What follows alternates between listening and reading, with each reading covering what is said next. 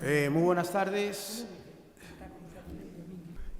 Muy buenas tardes. Bienvenidos y bienvenidas en la ciudad de Orense, a todas que habéis venido a esta presentación del libro de Cyprien Milibi, Un grito africano por el derecho a asistir. Vamos a poner un vídeo primero para contextualizar un poco todo esto. Es una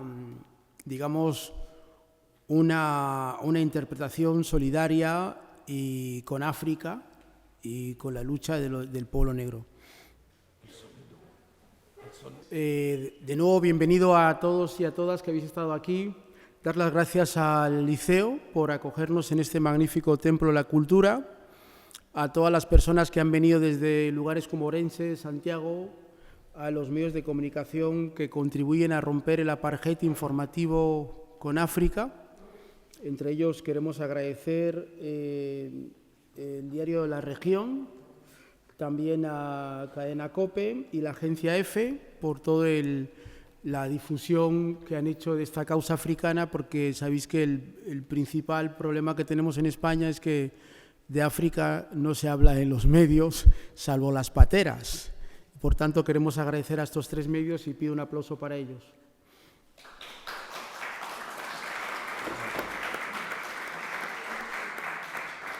Dicho eso, también quiero dar la bienvenida a quienes nos acompañan hoy para glosar el libro de Cyprien, que están aquí con nosotros, los voy a presentar ahora. No todos los días se tiene uno el honor de presentar a un sacerdote que escribe bien y que bien escribe. Los periodistas, en mi carrera, a lo largo de mi época y mi trayectoria como periodista, he tenido ocasión de presentar a mucha gente y de prologar este libro.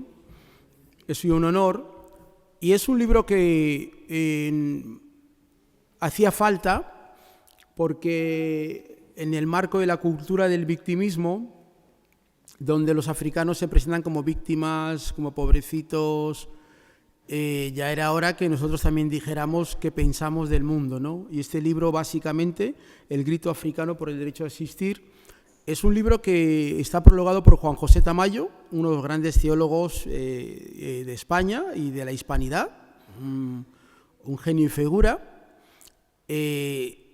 También por el excelentísimo embajador de Camerún en España. Esta es la segunda edición del libro, salió una primera edición en el año 2014, y por mí. Y realmente he sentido muy importante, entre otras cosas, el agradecimiento que aquí en Galicia nos ha brindado la Asociación del Movimiento Panafricanista, cuyo coordinadora Idoya Luxán, también pido un aplauso para ella, que es quien ha montado todo esto.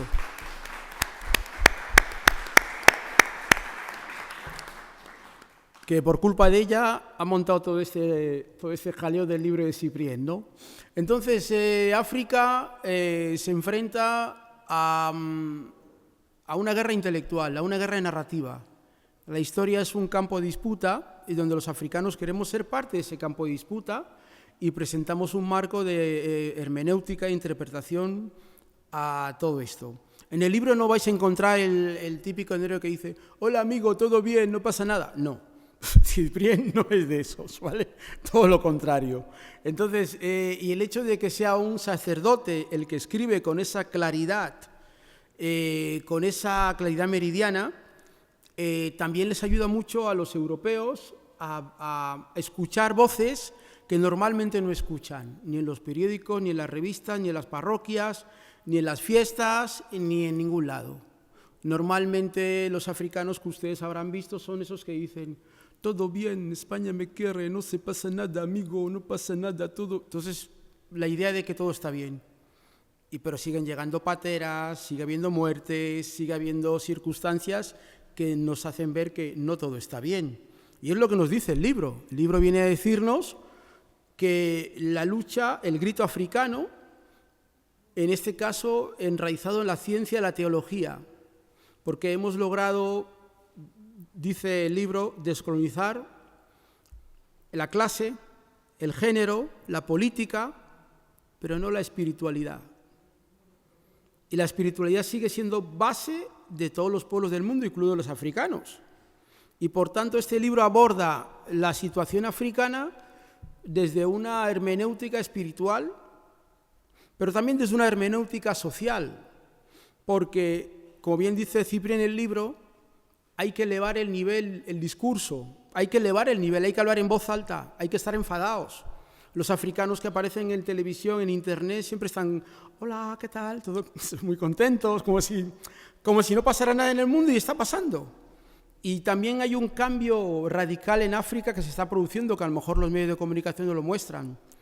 En el Sahel, en Níger, en Mali, en Burkina Faso, estamos haciendo un paradigma de cambio contra el colonialismo y el imperialismo francés. Eso está produciendo ahora. También en el mundo mundial, por así decirlo, hay un auge de los extremismos de derecha. Donald Trump, Alternativa por Alemania, Meloni, Le Pen, Vox, todos estos movimientos que también surgen y frente a los cuales los africanos tenemos algo que decir, que es lo que dice el libro, ¿no? No estamos mudos, ¿no? El libro también es una autocrítica de los propios africanos hacia sus gobiernos y hacia los intelectuales africanos que rehúsan participar de esta discusión y lo que pretenden es decir Siwana, bueno, todas estas narrativas y discusiones. Y también hay una crítica a los blancos que se rodean siempre de negros serviles, que es parte de la cultura judeocristiana, de estar siempre con gente que no nos puede cuestionar intelectualmente ni narrativamente, y si no habla gallego, catalán y vasco, mejor, porque así nosotros podemos interpretar lo que piensan. Y eso es un principio de descolonialidad. Y es un libro que invita al encuentro. ¿Qué es el encuentro? Pues en el pasado tuvimos un pasado de esclavitud, colonialismo, apartheid y ahora inmigración. Antes se decía que había que civilizar a los negros, ahora se dice integrar, ¿no? Pues es la misma idea, civilizarlos o integrarlos. Entonces, esto es algo del pasado, ahora vamos al futuro. ¿Y cómo vamos al futuro? No podemos ir al futuro sin conocer el pasado. La mayoría de las personas europeas no estudian la esclavitud, ni el colonialismo, ni el apartheid. De hecho, hay una gran población joven que piensa que el racismo no existe, lo que existe es el clasismo, porque no conocen su historia. Entonces, Bob Marley decía que emancipate yourself from mental slavery, emancípate de la esclavitud mental. ¿Qué significa? Conocer el pasado. Y este libro nos permite conocer el pasado, pero también construir un futuro de amor, de equidad, de igualdad, un futuro sin miedo, porque los europeos tienen miedo a que haya igualdad. Cuando van a África viven en guetos, donde solo hay blancos, no se mezclan con nosotros. Pero en cuanto tú te bajas de la patera te dicen, intégrate, habla catalán vasco en 2 días. O sea, es todo lo contrario a lo que ellos hacen fuera de Europa, ¿no? Fuera de España.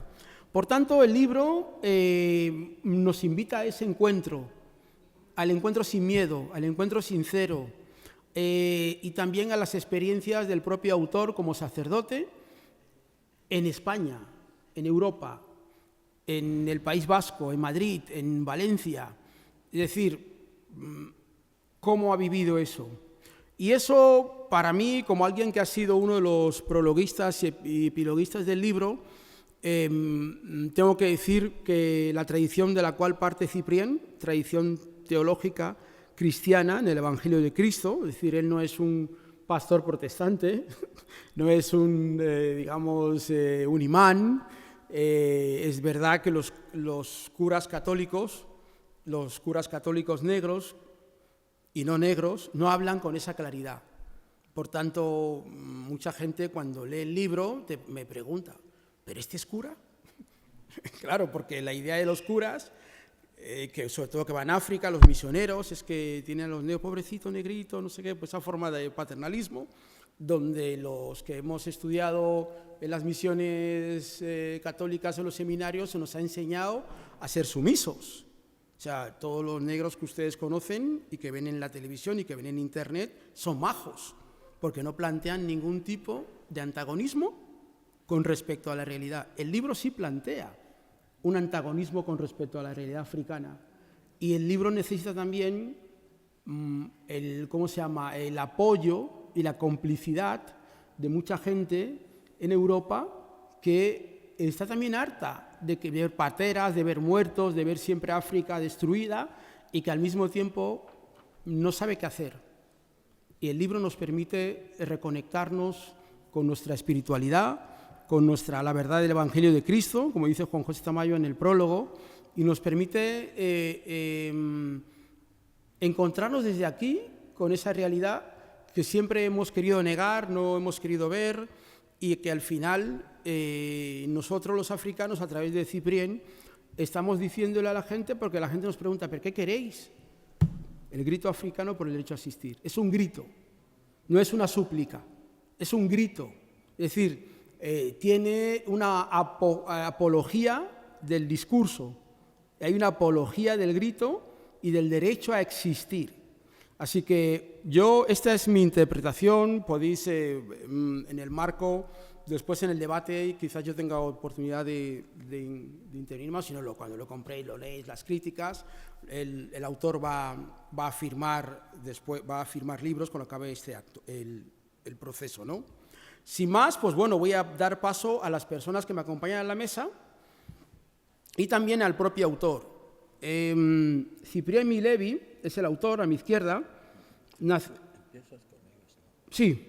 Cyprien Milevi nació y creció en Sotelé, al sur de Camerún.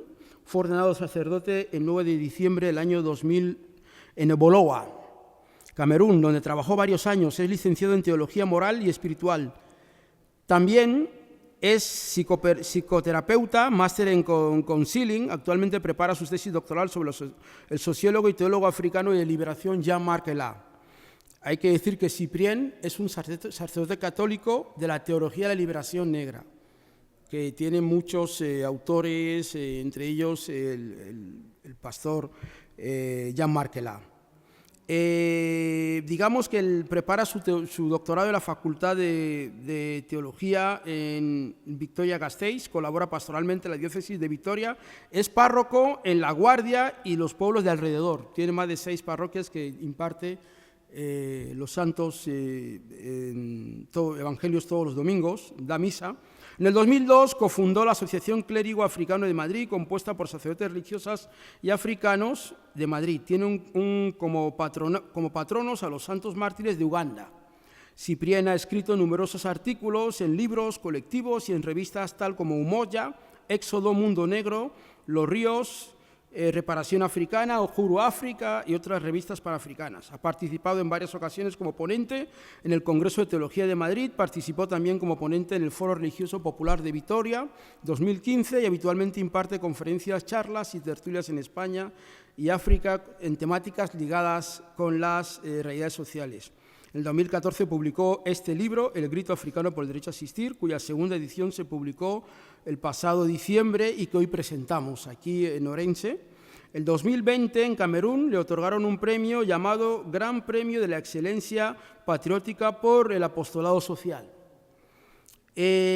También promovió la visión africana y un consorcio de medios de comunicación panafricanista, porque estamos en la batalla de la comunicación. Tenemos que comunicar. África tiene un apartheid informativo. Ustedes pueden poner el telediario, ver todo lo que pasa en Júpiter, Saturno, Uranio y nada de África. Salvo que a lo mejor hay una patera que se han encontrado, entonces es la noticia de esto, ¿no? Y él ha creado una serie de medios de comunicación que permiten eso. Cyprien además es fundador de una ONG, Educa Camerún, que se dedica a escolarizar a niños y niñas familiares humildes en Camerún. Por eso yo creo que, bueno, esta es su presentación.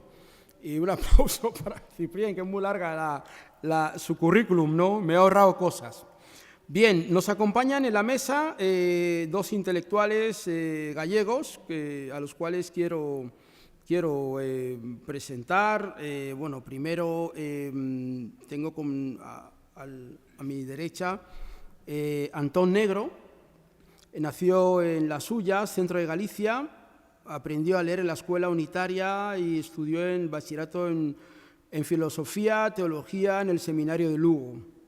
Se ordenó sacerdote en el 76, estudió sociología en la Complutense. Estuvo 9 años en parroquias del barrio El Pilar y Peñagrande de Madrid y desde el 86 en Monforte, donde actualmente está y vive. También da clases introductorias de sociología y análisis político-económico en el Instituto Teológico Lucense y tiene colaboraciones con las revistas El Progreso, Acontecimiento y es miembro del Movimiento Social Cristiano y demás. Un aplauso para él.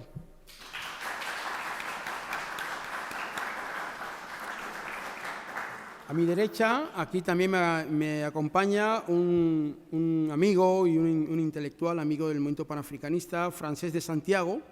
Estudió psicopedagogía y antropología en la Universidad de Barcelona, estudió teología en el Instituto Teológico Santiago de Compostela. También es un crítico y conocedor de la investigación de las culturas africanas. Bueno, yo soy Awin Fubea, soy periodista y escritor y básicamente panafricanista. Es lo que creo que puedo decir de mí, punto. No tengo que decir nada más. Y vamos a empezar con Antón para glosar un poco la idea del libro, que es la unidad temática que nos trae hoy aquí, ¿no? La idea del libro, que es la cuestión. Ambos hemos leído el libro, yo como prologuista, pero ellos también como personas que se han dedicado a estudiar la obra de Ciprián. Antón, adelante, te paso los micrófonos para que se pueda grabar.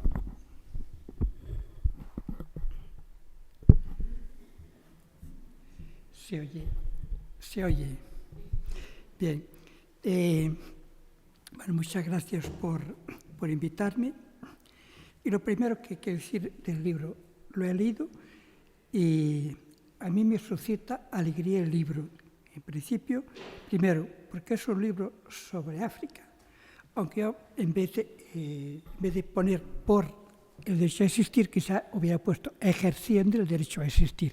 Pero vamos, esas son matizaciones personales.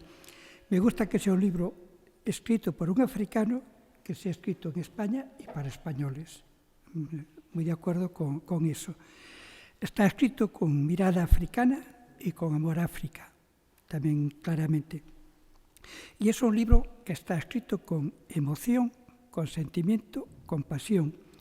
Yo diría, y no tanto con precisión lingüística académica, pero yo creo que la mayoría de los lectores prefieren lo primero a lo segundo. Y creo que es posiblemente mejor. Bien, yo cuando leí el libro, al final dice el autor, me gustaría que lo que he dicho en este libro pueda ser discutido y criticado. Y esa es la clave en la que yo hago un poco mi aportación. Al principio, a mí el libro me estaba un tanto incómodo. Pero estaba incómodo porque prácticamente solo se viese culpabilidad en Europa. Y me estaba incómodo porque yo entiendo que si no se participa de alguna manera en la causa de la situación, difícilmente se podrá formar parte de la solución. Pero eso era al principio. Avanzando en el libro, sí analiza mucho la parte de responsabilidad y culpabilidad de los africanos en su situación, especialmente en esos dos apartados, lo que no debemos hacer en África, a partir de la página 164, y lo que debemos hacer a partir de la 174. Y podía poner aquí las citas, pero no las vamos a poner. Suscribo totalmente a la carta que hace a los europeos en la página 64. No la voy a leer, simplemente al principio. A mis estimados hermanas y hermanos europeos, nos habéis aportado tantas cosas buenas, algo de vuestra civilización, etc. Toda esa carta yo la suscribo perfectamente. Aunque hay afirmaciones que pueden ser un poco en contrario, y eso es porque el libro está escrito con pasión. Dice, creo que cualquier discurso que nos viniera del mundo occidental solo puede tener su contenido siempre, mentira y engaño. O en este sentido, él considera, por ejemplo, la Iglesia Católica como parte de una estrategia global de dominación del pueblo negro. Bien, que no se entiende. Digo que a veces en el libro escrito con pasión se dicen a veces cosas que pueden parecer contradictorias, pero eso invita a pensar y a analizar. Bien, suscribo totalmente la homilía de Televisión Española y sobre todo porque es la primera vez que el libro utiliza expresamente la palabra robo. Y lo dice reiteradamente. La homilía se titulaba Basta de saqueos que saquean África. Dice claramente el robo. También suscribo totalmente la cita de Mandela, cuando dice, sin embargo, muchos de nosotros somos de la escuela de Madiba, que nos invitó a renunciar al revanchismo y evitar que el odio y la violencia se instalaran en nuestros corazones. No debemos demostrarles que somos como ellos temían que fuéramos. No debemos caer tan bajo. Tenemos que sorprenderles con compasión, templanza y generosidad. Esta está en la película Invictus. Bien, en otro momento hace una crítica que en parte no suscribo, que es la crítica que hace a poner otra mejilla. Y no lo suscribo en parte por pacifismo. Yo digo que en ese tema la opción por la no violencia es sustantiva, pero la no violencia no es pasividad. En ese sentido, pues está de acuerdo con el autor, porque la no violencia no es pasividad y, por tanto, es trabajar, luchar, etc. Aprecio mucho la defensa que hace de la familia en varias páginas y la crítica que hace a los europeos de la manera de cuidar a los mayores. Podría citar una frase de Chesterton, refiere a Europa, es imposible repetir demasiadas veces que lo que ha destruido a la familia en el mundo moderno ha sido el capitalismo. O le de Proudhon, que más o menos dice así, el matrimonio es el sacramento de la justicia, el misterio viviente de la armonía universal, la forma dada por la naturaleza para la religación del género humano. Todo atentado a la familia es una profanación de la justicia, una traición al pueblo y a la libertad. Bien, ese es de un artículo que yo había escrito sobre el tema. Bien, suscribo toda la denuncia de la opresión, de la división norte-sur, cosas que normalmente comentaba cuando yo enseño estas cosas. Y evidentemente yo entiendo que es una explotación, un robo de materias primas, de capitales y de personas. Y que evidentemente materias primas, en el libro hay varios ejemplos. Y yo cuando hablo de ese tema a veces ponía problemas de matemáticas para que los chavales, los alumnos se enteraran. Por ejemplo, Birmania exporta 25 toneladas de caucho y por ellas le dan 6 tractores en 1970. 2 en 1975. Pregunta, ¿cuántas toneladas más de caucho por tractor le roban en el 75 que en el 60? Siguiendo un proceso semejante, ¿cuántas más le robarán en el 1995? Otra sobre el café de Colombia. Pues en 1960 por 165 sacos le dan un tractor, mientras que en 1970 tiene que exportar 400 sacos para importar el mismo tractor, bueno, etc. Cuando uno ve imágenes sobre los beneficios del plátano en el norte y en el sur, pues evidentemente en el sur es menos del 10% y en el norte es el resto. Es decir, esos temas están claros. Capitales, pues evidentemente por cada euro invertido, pues como mínimo 5, 9, 10, 20 capitales. Ese robo de capitales es préstamos a interés variable, es evasión de capitales, es el cambio de la moneda con la fluctuación y es el sistema de repatriación de beneficios. Y luego hay un tema que también trata, que es el de personas capaces y personas religiosas. Bien, ahí la organización Caminando Fronteras acaba de decirnos que en el año pasado, hasta el 15 de diciembre, murieron 10.457 personas en el mar. 9.000 de ellas, en concreto, 9.757 en la ruta atlántica y 6.800 y pico salidos de Mauritania. Y luego pues tenía el robo también de personas religiosas, que también trata de alguna manera, yo emplearía robo de personas religiosas quizás a través de la imposición de sectas, movimientos pentecostales carismáticos, y también traer personas religiosas del tercer mundo aquí, que evidentemente pues, el Vaticano ha criticado esta práctica en el 1990 más o menos, porque un compañero que se fue de misiones en 1993 a una comunidad religiosa que decía que trajeran personas para la congregación, para el monasterio, y, bueno, nuestra postura era que no. Y que eso es el Vaticano, que el padre Carballo, que conocéis aquí mucho, pues en Orense, siendo miembro de la congregación de religiosos, pues también lo criticaba con palabras muy, muy duras ante el obispo y los vicarios, etc. Bien, los mecanismos de robo, a mí me gustaba cómo los definía la solicitud de redes sociales, fundamentalmente eran 4, que eran el Sistema Internacional de Comercio, que era el Sistema Monetario y Financiero Mundial, que eran los intercambios de tecnologías y las organizaciones internacionales. Soluciones que sean neocolonialismo, que critica en el libro, neoliberalismo, que critica en el libro, y las...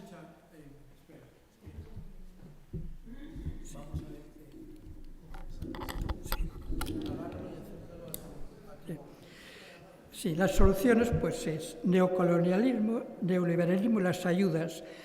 Las ayudas, yo quisiera ya un libro muy viejo, y leer textualmente de Willy Brandt. Willy Brandt, que fue presidente de la Internacional Socialista, canciller en Alemania, y en el libro La locura organizada escribía textualmente: en lo que respecta a la República Federal de Alemania, pudo comprobarse con cierta sorpresa en una encuesta del verano de 1984 que el 57% de los electores se siente afectado por la pobreza y el hambre del tercer mundo. Dice, tal vez una parte de los consultados ya había descubierto que los medios de la tan vituperada ayuda al desarrollo no se habían tirado por la ventana. En el informe anual del Grupo del Banco Mundial se dice que por cada marco de Bonn han vuelto 1,81 marcos a empresas alemanas exportadoras, más de 100.000 millones de marcos de los recursos públicos en los últimos 3 decenios, es decir, un 81% de rentabilidad. Hay datos que pagan cosas con sobreprecio de hasta el 600% de cosas de España. Bueno, otro sería hacer un nuevo orden económico mundial, pero eso también lo pasamos, será la que habría que hacer.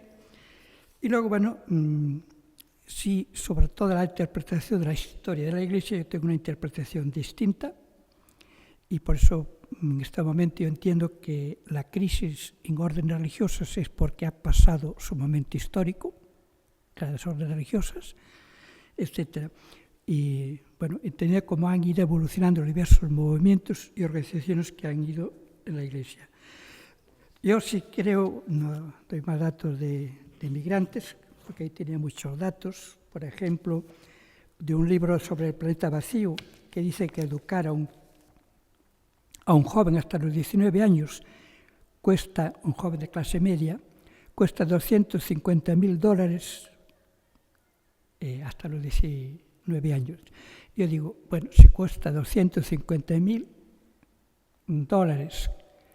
educar a esta edad, y el año pasado vinieron como 500.000 inmigrantes a España, eso daría $125.000 millones de beneficio. Y sí, hay dos cosas que quiero contar, Una de ellas es un poco lo que hacen las empresas cuando hablan de este mundo. Aquí tengo una página del periódico completa de una publicidad y ellos titulan Nuestro país, banderas de 200 países. Nuestro país. Es una fábrica de coches, pero es muy exagerado. Y otra cosa que quiero, sobre todo, que me parece muy importante y es muy sangrante últimamente, que no encuentro casi nunca criticada, casi nunca, es la colonización cultural por el deporte, especialmente por fútbol y básquet. Florentino Pérez dice que el Madrid es la primera imagen de marca mundial. Y a mí me mandaron una vez una foto de Honduras y ahí aparecía una foto de la derecha, vosotros en esta, mi izquierda, aparece una foto donde está la bandera de España en Honduras, luego la camiseta de la selección española y está también 2 botellas de limonadas, de refrescos, las 2 con escudo del Barcelona y país Guatemala y Honduras. Y evidentemente yo, cuando hice un artículo sobre esas fotos, decía, por ejemplo, que el Real Madrid ingresa por publicidad, por merchandising, por estas cosas, 240 y tantos millones de euros. El Barcelona algo parecido.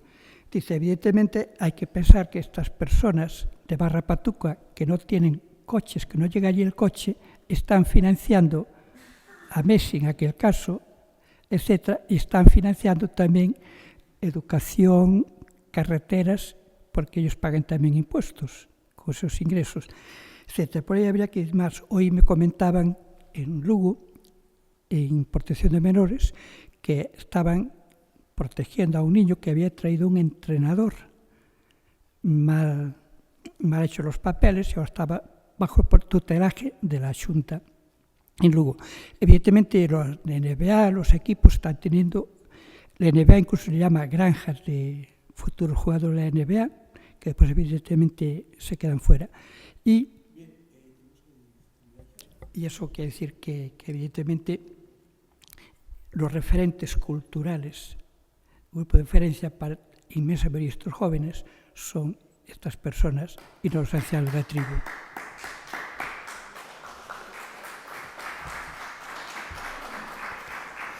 Muchas gracias a todos. Vamos a continuar ahora con Francis de Santiago, que va a tomar la palabra en relación al libro. La unidad temática de hoy es el libro de Ciprién. Sabemos que hay negros en Júpiter, pero no toca hoy. Sabemos que en un horario también hay fútbol, tampoco toca. Hoy toca el grito africano que hemos hecho asistir, que es la unidad temática de pedagogía. Adelante. Te lo pongo aquí.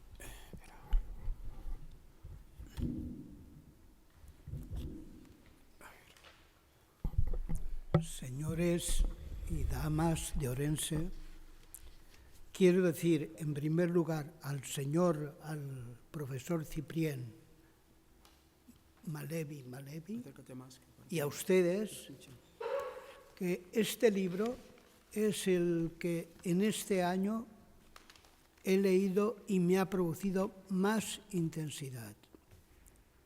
Soy una persona que busco la intensidad para vivir como el oxígeno que respiro cada día. Está lleno de sinceridad, está lleno de verdades enormes, fundamentales, y está lleno de amor por su país, por su continente africano, por la negritud, y me ha dejado enamorado. Solo ha habido este año otro libro que me ha gustado, pero en otro orden, en orden filosófico, que es un libro que se titula La vida del espíritu, de Hannah Arendt, que era una filósofa alumna de Martin Heidegger, y que habla de todo el tema de la filosofía, del yo pensante, del yo en acción, que también es apasionante. Pero debo decir que este me ha conmovido especialmente, porque yo pensé que el drama que va desgranando ahí, frase a frase, párrafo a párrafo, era de cuando yo era niño, en los años 60 y 70, y veo que África ha quedado anclado en un pasado, por lo que leo, ha quedado anclado en un pasado que yo no logro explicar. Hombre, sí que hay una explicación, claro está, pero me ha impresionado su libro, doctor Cyprien. Seré un poco más breve, que a lo mejor les vamos a cansar demasiado. Hace una protesta muy clara el profesor Cyprien cuando dice, yo estoy totalmente de acuerdo, a ver ustedes qué piensan, que en esta Europa tan materialista cuenta más el qué que el quién. Cuenta más los objetos, lo material, que las personas, que los individuos. En este caso, entiendo que se refiere a los pueblos de la negritud del África.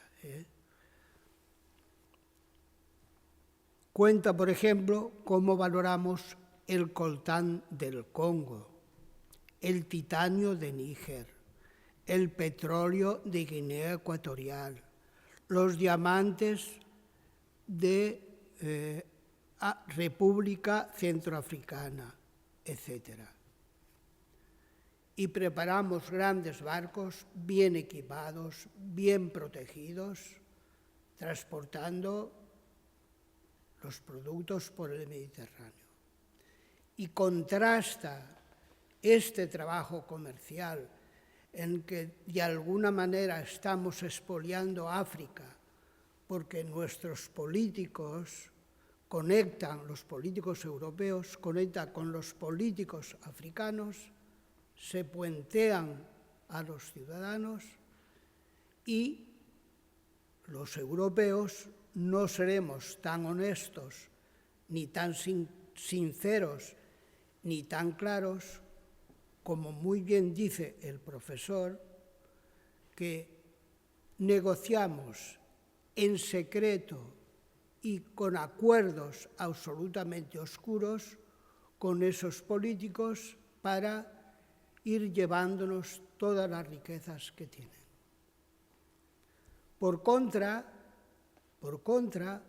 para pasar de África a Europa, que está cerquísima, en un mar pequeño, los inmigrantes tienen que venir en cayucos de mala muerte, tienen que jugarse la vida con sus niños, con sus familias, etcétera, etcétera, y llegan exhaustos, hambrientos y sin nada, porque en su país de origen no tienen futuro ninguno, ni futuro ni presente, y prefieren arriesgar la vida en el Mediterráneo, y la prueba lo tenemos. El Papa Francisco lo ha dicho varias veces, el Mediterráneo convertido en un cementerio de inmigrantes. Teresa de Jesús decía en su tiempo, tiempos recios son estos. Lo mismo decía Juan de la Cruz. El Premio Nobel de Literatura de Argentina, Jorge Luis Borges, cuando le decían, bueno, es que cuando yo era joven todo iba muy bien, era todo mucho mejor y tal, siempre respondía, los tiempos siempre han sido malos para el ser humano. Yo creo que en este momento estamos en esa fase de que los tiempos son recios, es decir, son muy difíciles, son complicados. Y en Europa nos hemos dejado embrujar y nos hemos dejado hechizar por el dinero, por el bienestar físico, por el bienestar material, como si eso contuviera toda la felicidad. y si Europa no se inspira más, vuelve al humanismo que nos toca transportar al mundo, y si no vuelven a la fraternidad que pide el Evangelio de Jesús, que todos estamos bautizados, por algo será, pues tendría que demostrar con África una solidaridad y no negociar con los dictadores corruptos. África está en continuas guerras desde que yo soy niño. Revoluciones, golpes de Estado, guerrillas, ahora mismo hay en Etiopía, en Níger y no sé cuántos países. Y para que se vea más claro todavía que son tiempos recios, miren la que tenemos montada en Ucrania y la que tenemos montada pues en Gaza, ¿no?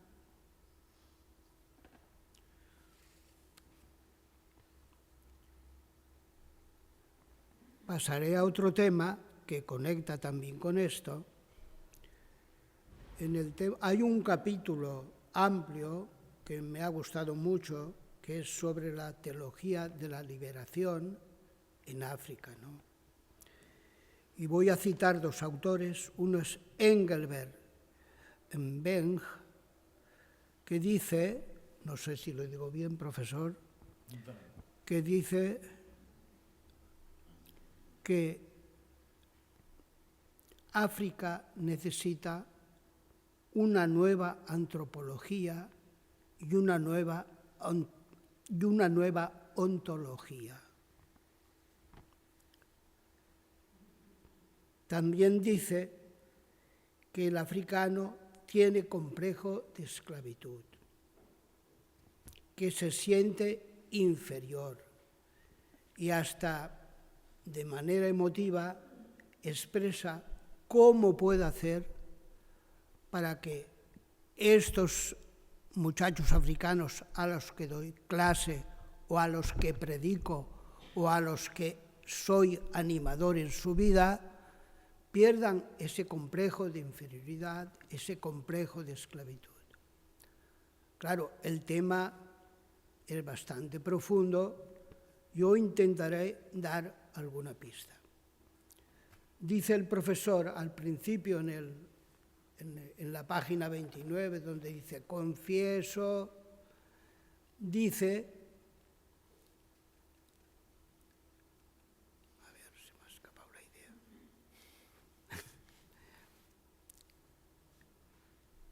La idea es la siguiente. Yo creo que el tema, no sé si el profesor estará de acuerdo, viene de muy lejos, desde el siglo XIV nada menos, que los europeos hemos metido mano en África. Y África sigue totalmente postrada y totalmente, digamos, olvidada, no de la mano de Dios, sino de la mano de los europeos. La antropología en la vida humana es un elemento muy importante, porque la antropología cultural, por ejemplo, abarca los mitos, abarca los rituales, abarca las costumbres, abarca los usos que tenemos, abarca la cultura popular, abarca las leyes escritas y las no escritas. Yo creo que la raíz viene desde ahí.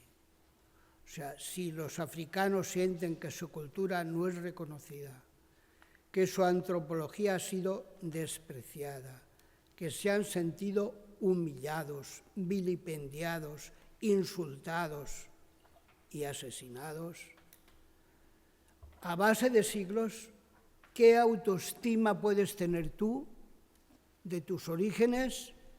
¿Qué autoestima puedes tener tú de tu pueblo? ¿Y qué autoestima puedes tener tú de tu clan, de tu tribu o de tu país? Yo creo que una fuente importante de esos males, mirando un poquito hacia atrás, en perspectiva, viene por ese lado. Y ahí afecta también la parte ontológica del africano, de la negritud.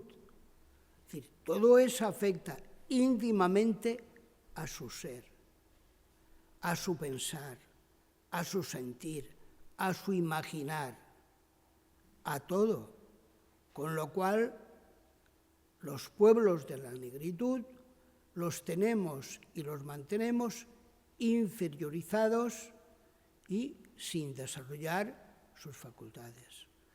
Un pueblo que recibe buena educación, buena instrucción y buena cultura, un muchacho que recibe todo eso y es capaz de espabilarse. Y los complejos también se van curando, también se van tratando, también se van superando. Y tampoco, un minuto, no quiero alargarme mucho más, solamente quería decir algo sobre el capítulo de la utopía que me parece importantísimo. En relación a lo que dice el profesor, yo me he permitido algún comentario que no sé si le parecerá oportuno a él y a ustedes. La utopía es una forma de marcarme objetivos a largo plazo o a medio plazo, pero marcar objetivos. Y desde la realidad en la que estoy hasta alcanzar la utopía, trazo una línea de continuidad. Esa utopía, que puede ser muy ideal y muy difícil, la puedo dividir en tramos y puedo decir, bueno, yo no llegaré a ser doctor superespecialista en oncología, por ejemplo. Pero bueno, me he quedado como médico de medicina general, o me he quedado como enfermero en una clínica, o como especialista, etc. La utopía nos libra de la rutina, del aburrimiento y de lo que dicen los franceses déjà vu, de lo que ya está trillado y supervisto, porque te marcan metas más allá del presente, miras hacia tu futuro. Y los padres que hacen eso, sus hijos son afortunados, porque a sus hijos les indicarán también que su vida no es solo aprender a hacer los estudios básicos, sino que tienes que estudiar mucho más. Y que su tiempo libre no es solo usar TikTok y el móvil todo el día, sino que estudiar y leer y hacer sus deberes es muy importante para él, porque ven que su padre lee, que su madre lee y que aplican una formación permanente. Bien. No me quiero alargar más.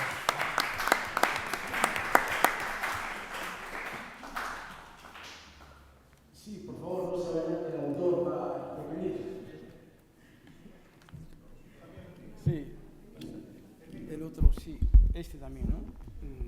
Bien, creo que llegamos a lo que todo el mundo espera, ¿no? Sí, okay. Entonces, antes de todo, quiero decir que el libro está en venta y doy a vender el libro, cuesta 20 euros. Y precisar que ese libro, los fondos van a un proyecto educativo que se desarrolla en Camerún para escolarizar a niños y niñas humildes, y esas cositas que ves allí van también a este proyecto. Y si algún día, una parte de mi, aquí se llama nómina, va también a este proyecto. Así que si uno quiere, por ejemplo, encargar misas, que sepáis que esas misas van a educar a niños. Yo suelo ir a lo concreto y lo práctico. Bueno, y a eso quiero dedicarme también en ese tiempo. ¿Cuánto tiempo tengo? Bueno, tienes ahora, sí, unos 18 minutos. 18 minutos. Es que de África puedo hablar días y días. Así que me gusta saber el tiempo para que el auditor vaya a casa, regresa con algo concreto. Empiezo por felicitar a los organizadores del movimiento panafricanista aquí en Galicia, que está empezando una dinámica que hay que apreciar. Así que al doctor Abunfubea y a la coordinadora y Doya, les quiero felicitar por ese trabajo. Y también a ustedes, quiero que os deis un aplauso a vosotros, porque os voy a decir por qué.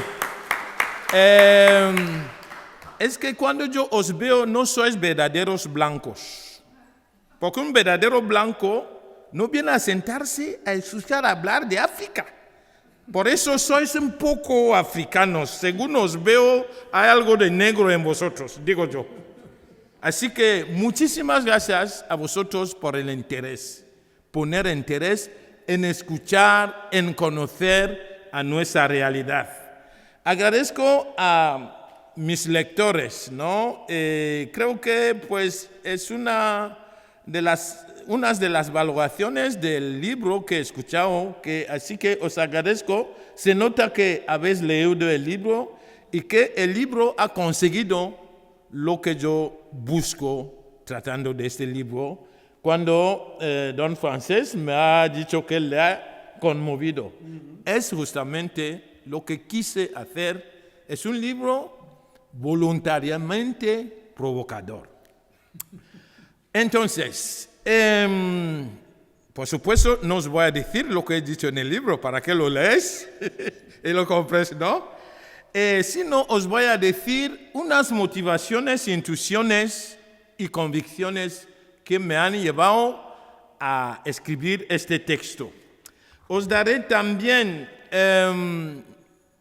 unas explicaciones sobre una teoría que es una de las cosas que llama la atención al lector en ese libro, que he titulado El teoría del agua y del bebé.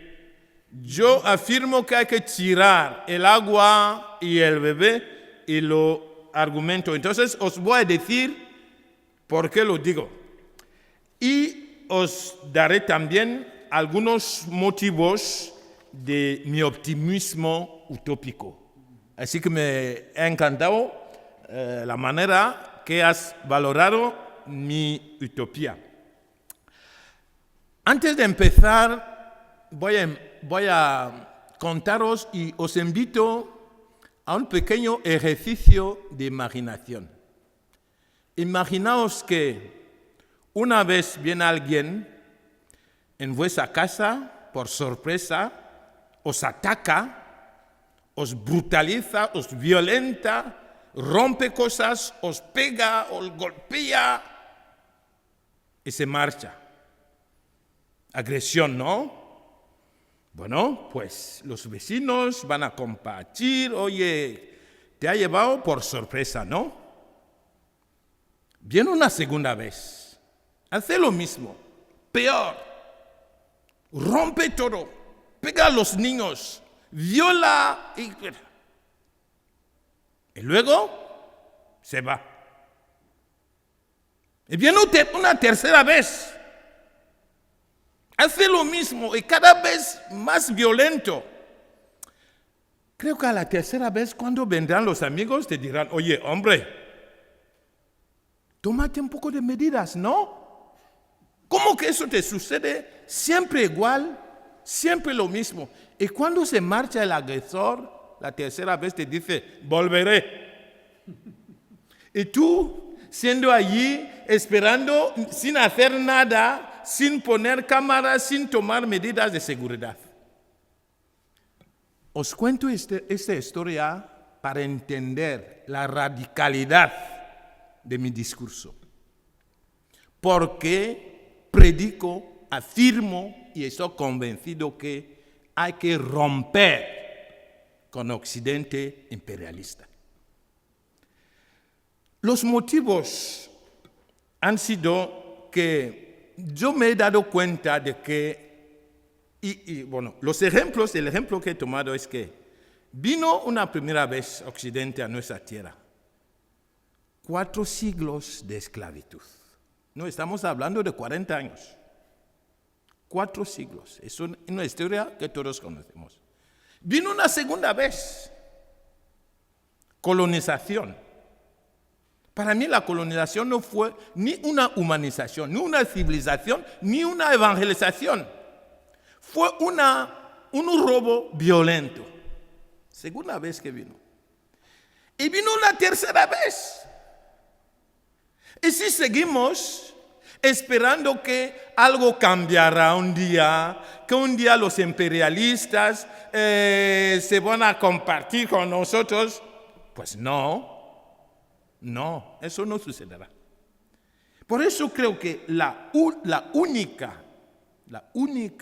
vía es romper y hacer una revolución. Una revolución primero mental. Todo lo que han valorado de nuestra actitud se puede explicar.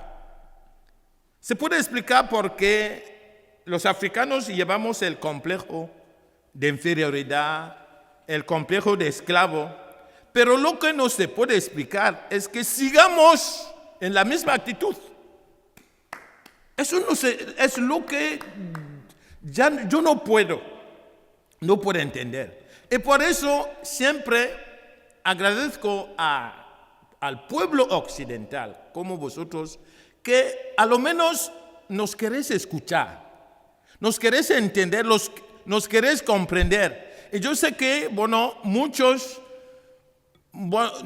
nos queréis y queréis hacer lo que es posible, pero lo esencial es intentar siempre entrar en nuestro modo, en nuestros paradigmas, en nuestro modo de entender la vida para ayudarnos mejor.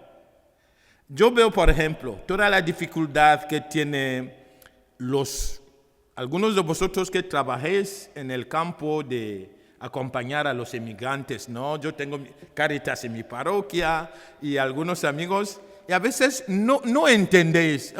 Oye, no sabemos cómo ayudar. Es que a veces tú intentas juzgar con tus gafas. Quítate las gafas europeas y intenta entrar en su mundo, en su modo, en su cosmovisión, en su manera de entender, y así lo puedes ayudar mejor.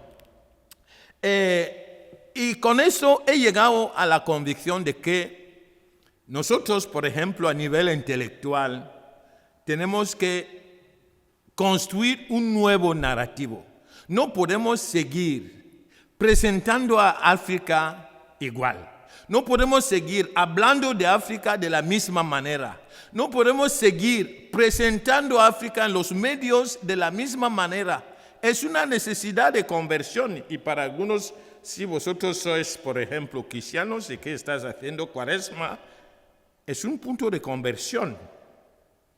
Conviértete y mira bien a África. Puede ser un punto de conversión. Y yo diría que si uno se convierte y cambia su mirada a África, yo te puedo dar la llave del cielo. Sabes que los curas tenemos la llave para mandar al cielo, ¿no? Así que puedes contar conmigo para ayudarte a entrar al cielo, porque te has cambiado la mirada sobre África.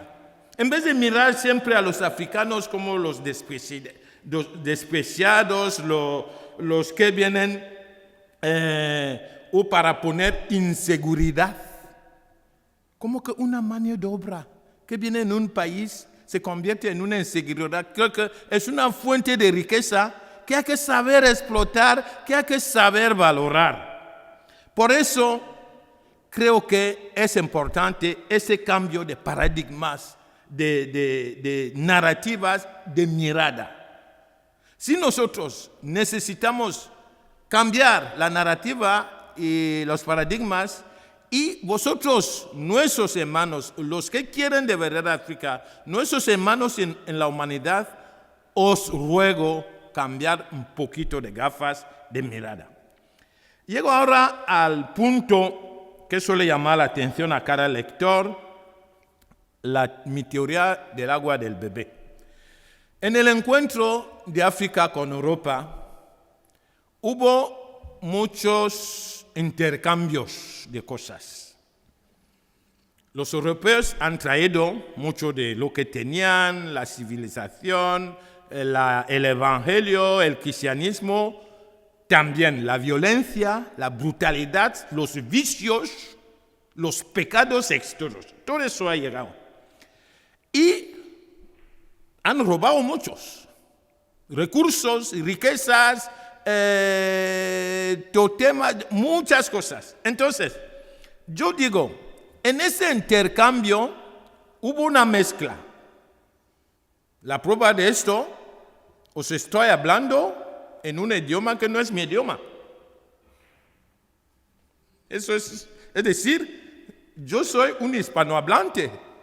Si se mencionan los hispanohablantes en el mundo, me apunto, pero no es mi idioma. Entonces eso significa, es algo que he cogido de vosotros. Y hablo también el francés, el inglés. Bueno, y varias cosas que hemos intercambiado. Yo he llegado a la teoría de que para reconstruirnos nuestra ontología, nuestra antropología, hay que tirar todo. Cuando digo todo, significa T-O-D-O, todo. Tirar todo, porque hay varias teorías. Lo que nos ha venido de la civilización, hay algo, o la forma, o el contenido. Yo digo primero, tirar todo. Incluso la democracia, incluso el evangelio, incluso el cristianismo, etc. Y cuando digo, bueno, estamos hablando en una forma figurativa de hablar. Y luego, como hay ya cosas que llevamos, porque forman parte de nosotros, somos nosotros que vamos a evaluar, esto está bien para mí. Por ejemplo, nosotros que somos cristianos, ¿cómo que yo voy a ver a Dios de otra forma? No se puede ya. La única forma que yo puedo conocer y ver a Dios es la forma cristiana. Eso lo llevo en mí, pero tengo que ser yo que lo elijo y no una obligación como lo pasó con nuestros padres. ¿Sabéis qué? En realidad, África no ha tenido la elección de optar o no con el cristianismo. Fue una religión impuesta. Y eso hay que saberlo. Entonces, si yo ahora decido que a pesar de todo eso, yo sigo siendo cristiano, eso sería una opción. Es como con los chavales, ¿no? Algunos de vosotros, como padres, como abuelos, abuelas, habéis bautizado a los chavales. Bueno, eso forma parte de la educación. Pero en un momento, el chaval puede decidir. Puede decidir no seguir tu religión y ya no va a misa. Pero eso ha sido un proceso de educación, pero lo nuestro no ha sido un proceso de educación. Por eso cuando denunciamos todas esas cosas que pueden ser valores para Occidente, pues bien, democracia, pues bien, no sé qué más, pues bien. Pero ¿quién ha dicho que son valores para nosotros? Cristianismo, pues bien. Los santos, pues bien. Pero ¿quién ha dicho que esos santos son buenos para nosotros? Entonces, yo digo y pienso que hay que cuestionarlo. ¿Y por qué? Vuelvo al ejemplo del chaval. ¿Por qué el chaval a un momento se asume mejor? ¿Por qué el chaval a un momento puede apreciar mejor los peligros de la vida? ¿Por qué el chaval a un momento puede construirse y autodeterminarse mejor? Porque ha podido cuestionar todo lo que el padre lo ha inculcado. Y cuando digo cuestionar, no significa obligatoriamente tirar, pero tiene que cuestionar. Eso forma parte del proceso. Y en ese punto, alguna gente no nos quieren conceder esto. No quiere conceder que debemos cuestionar lo que nos ha sido transmitido. Y son cosas que yo defiendo en ese libro. En el caso del cristianismo, por ejemplo, el autor de mi tesis dice, oye, que la Iglesia de Roma nos permita hacer nuestras herejías. cómo Occidente ha hecho sus herejías, el arianismo, todas las herejías, ¿no?, de la Iglesia, y que han permitido reconstruir y organizar mejor la doctrina cristiana. Y en ese tiempo África no contaba y no estaba. La larga historia de la Iglesia, los padres y todo, el pueblo africano negro, el pueblo negro africano actual, era una zona de esclavitud. Lo mismo en la geopolítica. Cuando la gente nos habla de la ONU, pero la ONU no nos concierne. Cuando se firmó, se creó la ONU en 45, toda África era colonias. Entonces, como que un esclavo no firma un acuerdo. Entonces, puntos como esos son lo que me hace argumentar que hay que tirar el agua y el bebé y luego valorar lo que necesitamos para reconstruir nuestra humanidad, nuestros paradigmas y nuestra vida. Bueno, os voy a dar ahora algunos motivos de mi optimismo utópico. Primero, yo estoy leyendo los signos de los tiempos. Sabes que hemos tenido un papa polaco que ha reinado mucho tiempo y nos ha dejado una palabra, una expresión muy bonita, leer los signos de los tiempos. Actualmente hay signos que yo vengo leyendo y que son signos que me llevan a tener ese optimismo. Primero, en los años 2011 hubo lo que se ha llamado las primaveras árabes, pero ha sido un falso indicio, porque no eran primaveras, digamos, promovidas desde nosotros. El resultado ha sido que se acabó con Gaddafi y el resultado se ha abierto la puerta al yihadismo que ha entrado a destabilizar África. Entonces, las primaveras árabes han sido una señal, pero que no ha llegado al efecto detonador. Luego hubo la pandemia del COVID, porque todo es signo, y todo se puede interpretar. Cuando empezó el COVID, se predicó que va a haber catástrofe en África. ¡Oh, los pobres africanos van a morir! Pero no murieron los africanos. Murieron, yo no digo los que deberían morir, pero murieron en otro continente. Otros signos. Es decir, algo en donde se ha previsto que se van a morir los africanos, no murieron los africanos. Otros signos. Después de COVID, pues ha salido en África lo que yo llamo una valentía contagiosa. ¿Qué quiero decir por eso? Hemos conocido esta última década una serie de golpes de estados patrióticos, muy diferentes de los habituales, que son golpes de estados populares y benéficos para el pueblo. Hemos presenciado golpes de estado donde la población, en vez de huir porque los militares les están mandando, salen a la calle para abrazar a los tanques. No sé si me imaginas. Es decir, golpes de estado totalmente contradictorios a los habituales. ¿Y qué ha llegado con esos golpes de estados? Una nueva manera de establecer un gobierno, digamos, no constitucional.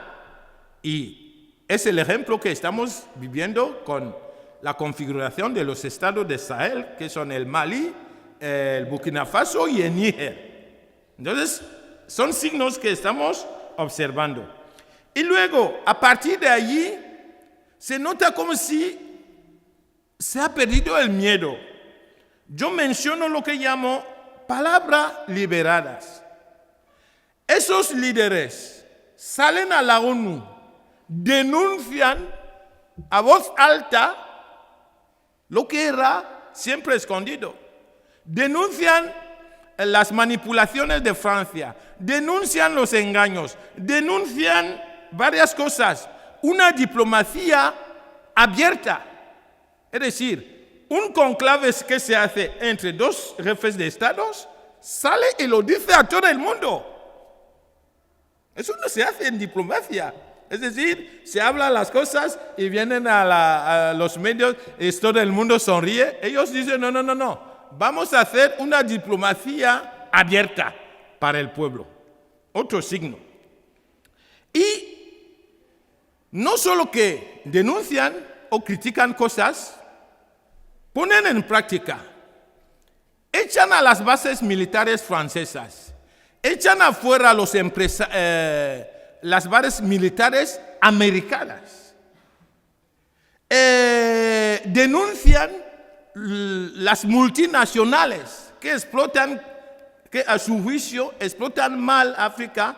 Esas cosas se hacen y todo el mundo lo ve y nadie se muere. Yo digo, jolín, son signos.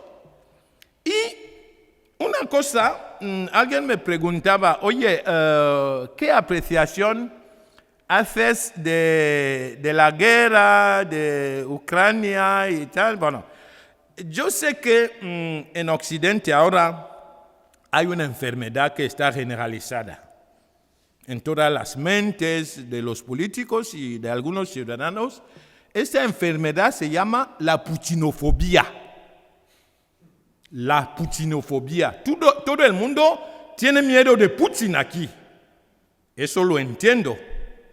Lo entiendo ¿por qué? Porque seguro que cuando Putin se acuesta, el sitio en donde quisiera lanzar sus misiles, bueno, sería en Occidente, no en África. Así que de la putinofobia, pues lo siento, pero no puedo llevar este susto. Es susto occidental, no es susto africano. Entonces, ¿qué pasó con la guerra en Ucrania? Lo que pasó fue que cuando Occidente aisló a Putin, con toda la información, sobre todo el caso de Francia que yo conozco, toda la información del engaño de Francia a África que tenía, llamó a algunos países que estaban engañando a Francia y les enseñó esas informaciones, porque es lo que va a reforzar la rebeldía y la revolución de esos países. Es que Putin les abrió toda la información satelital de cómo, por ejemplo, Francia iba a dar armas a los grupos terroristas. Sí. Entonces, ¿por qué? Y se entiende que en caso de que tus amigos te han aislado, tú buscas otros amigos. Eso se entiende en guerra, ¿no? Entonces nosotros hemos aprovechado de esa guerra. Por eso, cuando a veces la gente piensa que vamos a solidarizarnos mucho de esa guerra, yo puedo llorar por un ojo, pero otro te miro así. Porque no son nuestros asuntos. La guerra entre Occidente y Oriente no es nuestra guerra. Hemos hecho otras guerras antes a favor de Occidente, pero el resultado fue lo que sabemos. Entonces, desde allí, otro factor que ha ayudado ha sido el impacto de las redes sociales. Con el advenimiento de Internet, es decir, toda la información está abierta ahora en cuestión de segundo. Entonces, ha salido en las redes figuras de denunciación muy importantes. Las 3 figuras claves que nos han ayudado a denunciar el discurso falso de Europa, sobre todo de Francia, han sido Kémy Séba, que es una activista de Benin internacional, Nathalie Yam, una mujer suiza, cameruno-suiza, y el profesor Franklin Nyamsi, que son 3 figuras en los medios sociales que pues le siguen millones de africanos y ellos tienen un conocimiento de la geopolítica enorme y nos dicen verdades. Otros signos. Otro signo va a ser iniciativas de unión estratégicas que nacen en varios sitios de África. Es decir, en ese contexto en donde los africanos están viendo claro la realidad que ha sido oculta desde las independencias, pues se toman iniciativas. La iniciativa más llamativa actual es la configuración de los estados del Sahel, donde 3 países han decidido salir de la CEDEAO, la unión que es la unión de los países de África del Oeste, que estaba manipulando Francia, y ellos han decidido salir y formar una alianza con 3 principios claves. 1. La afirmación de la independencia total y de la soberanía de esos países. Segundo, el privilegio absoluto de los intereses de ellos. Tercero, la diversificación de los socios estratégicos. Y deciden financiar sus actividades. Sabes que las principales organizaciones africanas, incluso la Unión Africana, el presupuesto de la Unión Africana viene de la Unión Europea. Y todo el mundo sabe que quien paga manda. Entonces ellos dicen, no vamos a funcionar con este modelo. Vamos a subvencionar nosotros mismos nuestras actividades. Entonces, todos esos signos, pues, nos hacen ver una nueva dinámica que nos da no solo esperanza, porque cuando yo terminaba el primer libro en 2014, terminé diciendo, África, la esperanza intacta. Y yo veo 10 años después que no, esa esperanza que tenía en 2014 se está realizando. Se está realizando. Por eso hablo ahora no solo de la esperanza intacta, he formulado una expresión que yo llamo la africanofanía. La africanofanía, que significa la manifestación de África. Sabéis que la fiesta que es muy popular aquí, los Reyes, el nombre litúrgico de los Reyes es la Epifanía, que significa, bueno, la manifestación de Dios. Entonces la africanofanía, mirar cómo la teología nos lleva a adaptar cosas, ¿no? Y esta africanofanía es real, porque vemos, por ejemplo, en el caso de Burkina Faso, un chaval de 35 años. Lo que está haciendo ese chaval es brutal. Ha reconquistado casi todo el territorio que estaba en manos de los yihadistas. En 2 años ha terminado con la deuda internacional. Estamos hablando de un chaval de 35 años. Ha terminado de pagar la deuda internacional. Su país ya no tiene deuda a nadie. Está ahora subvencionando su presupuesto nacional. Está haciendo industrias. Un chaval de 35 años, capitán del ejército. Entonces son signos que nos dan no solo esperanza, sino una utopía y una seguridad de que esta africanofanía ha llegado. Y termino con un comentario libre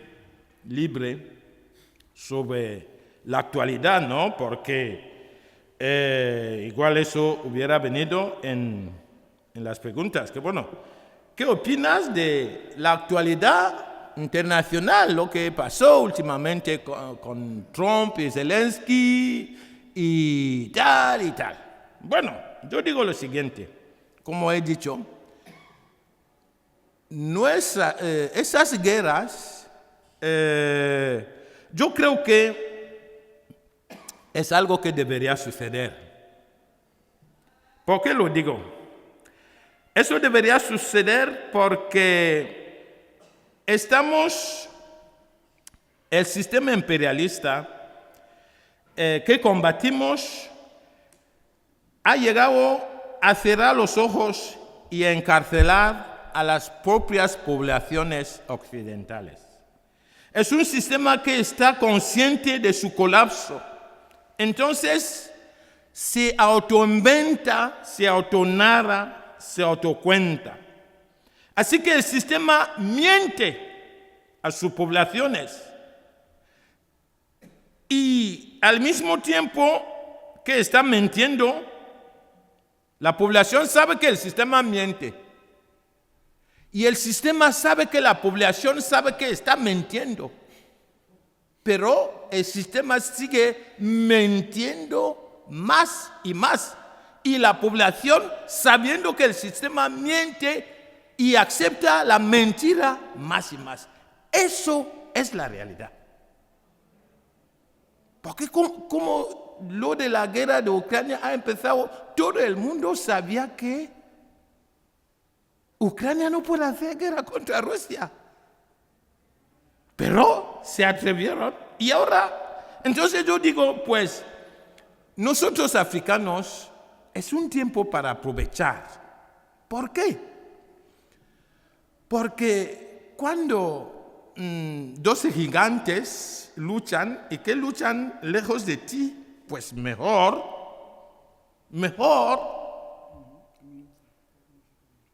Cuando luchan lejos de ti, mejor. Trump dice que se ocupa de los americanos. Pues bien, ocúpate de los americanos. Porque los demás lo que hacían, venían para aprovecharse de África. Entonces, si él se ocupa de los americanos, pues bien. Y nosotros intentaremos ocuparnos de África. Y Putin busca... El partido no ha acabado, quedan los penaltis.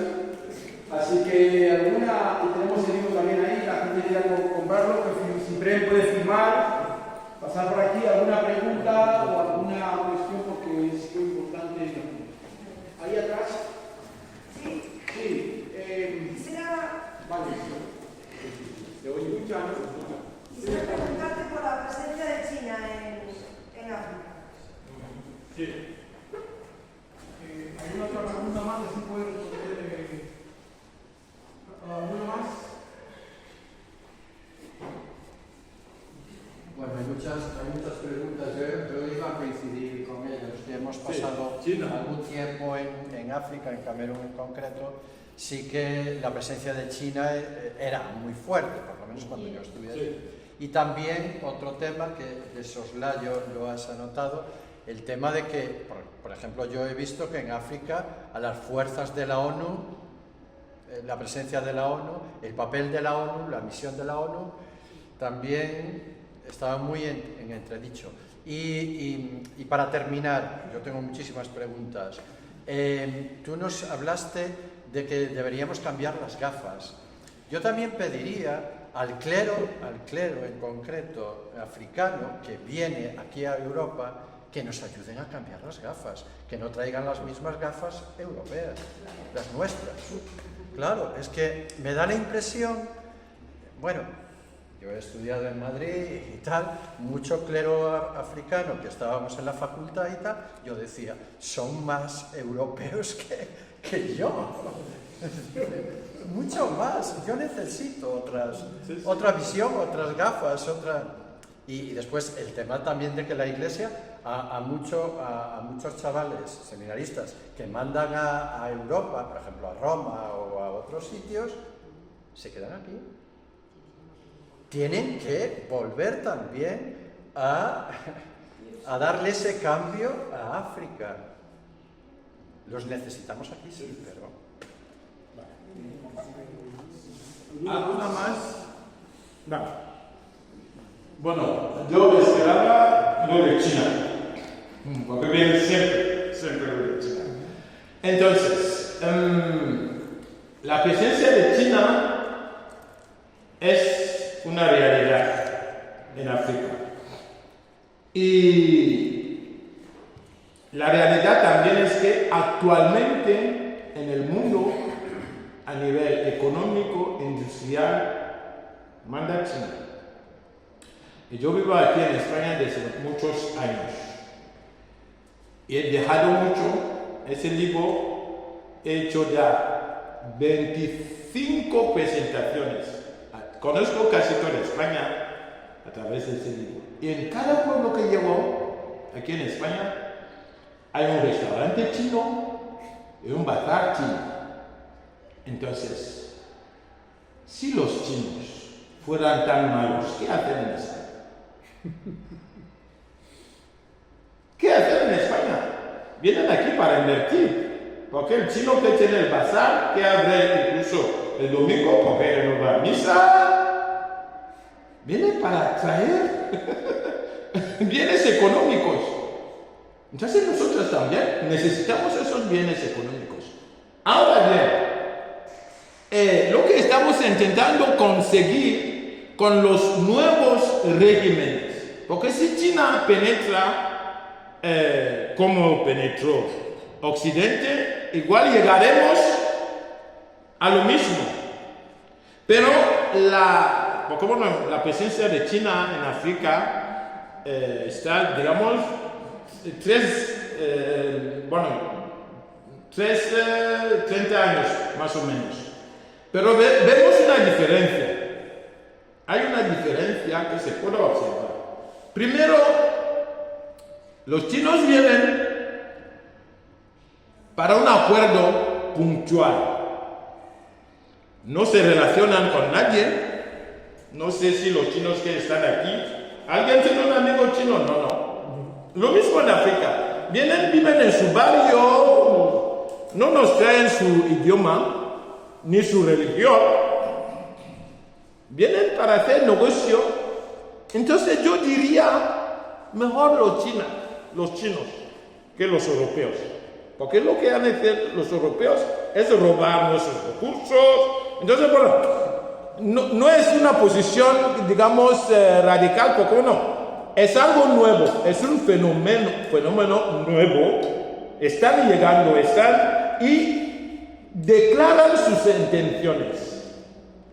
Cuando llegan los chinos, no vienen en aventura como cuando llegó los occidentales. Los chinos declaran sus intenciones.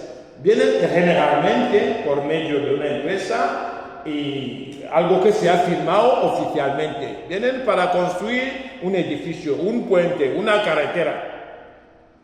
Cosas claras, casi claras. Ahora el trabajo tiene que ser de nosotros. Es decir, definir bien a qué vienen los chinos. Si les vendemos terrenos y no sé qué, ¿para qué? ¿Y qué podemos ganar en eso? Y yo digo, los chinos no son tan malos, sino no estarían en todos los países de Occidente. Así que es la posición de China, sobre China. Ahora, el papel de la ONU, nosotros los panafricanistas sospechamos mucho algunos organismos de la ONU. ¿Por qué?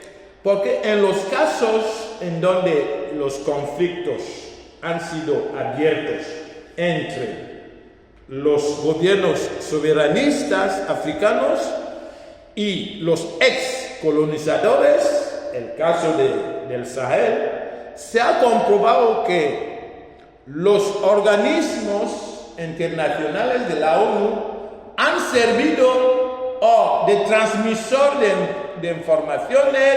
Entonces se está revisando muchos contratos de esos organismos y se entiende que esos organismos que vienen de aquí, por ejemplo, ahora Francia, que muchos países están echando militarmente de Francia, de África, se está descubriendo una nueva misión para que los militares franceses se quitan uniformes y se meten en organismos para seguir la presencia. Pero ¿qué haces allí? Y sobre todo si decís que nuestros países son pobres. ¿Qué haces en países pobres?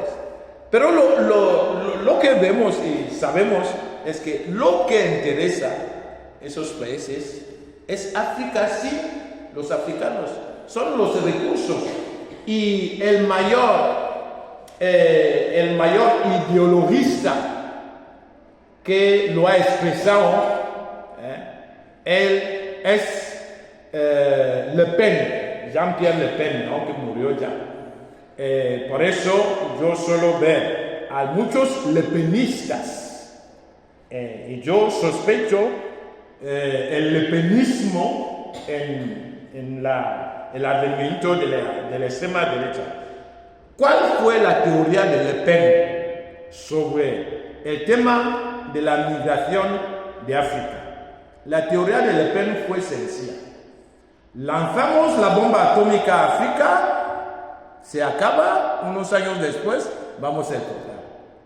Interesante, ¿no? Eso era su teoría. En vez de hacer políticas de cómo abarcar bien y solucionar los temas de la inmigración, no nos lanzamos la bomba atómica, porque los africanos no valen. Lo que valen son los recursos. Bueno, respecto al clero africano, te voy a ser sincero. Mis hermanos, compañeros míos, que quiero mucho, son europeizados. Es decir, te explico. Una de las instituciones que hay que trabajar mucho a nivel intelectual es la Iglesia Católica en África. ¿Por qué? Porque nos forman uno a no pensar, a no criticar, a no discernir, sino a beber. Y te voy a decir otra cosa. La teología de la liberación, con grandes teólogos y algunos obispos que habéis visto en el vídeo, el cardenal Malula, Jean-Marc Ella, su trabajo empezó en torno a los años 70 y llegó porque fueron ellos que en una cumbre, en un congreso en 77, pidieron un concilio africano. Sí. Y Bussi Bulaga, que murió, fue un teólogo camerunés que lanzó la idea. Eso provocó un pánico a Roma. Y estamos en el pontificado del Papa Juan Pablo II con Ratzinger a las sombras. Entonces, hubo una política de primero silenciar a los teólogos rebeldes, los obispos con perfiles un poco complicados, apartarlos y ir fabricando perfiles dóciles y trabajándolos.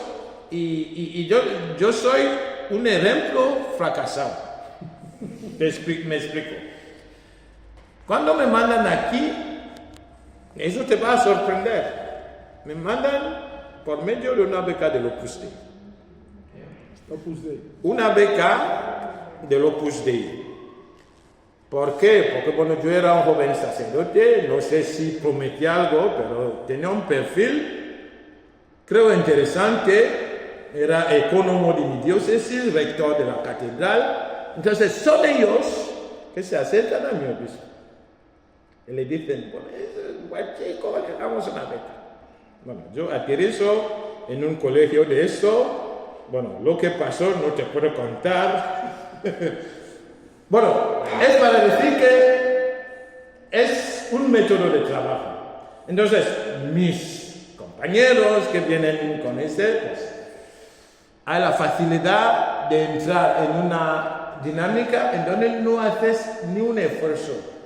Te adaptas y como nos han inculcado una teología, una eclesiología de sumisión y de obediencia excesiva, porque yo suelo decir, la comunión con Roma no significa la imbecilización de una iglesia, no. Yo lo digo así de claro. Estar en comunión con el Papa, con la Iglesia de Roma, que es nuestra Iglesia Apostólica, no significa que yo me tengo que quitar la ropa y... No, significa entender y... Bueno, pero es un tema muy complicado, muy complicado, y a veces, si tú intentas hacer ver las cosas, es muy complicado. Y como sabes, nuestro mundo es como es, como decir, los celos, la brutalidad, la violencia.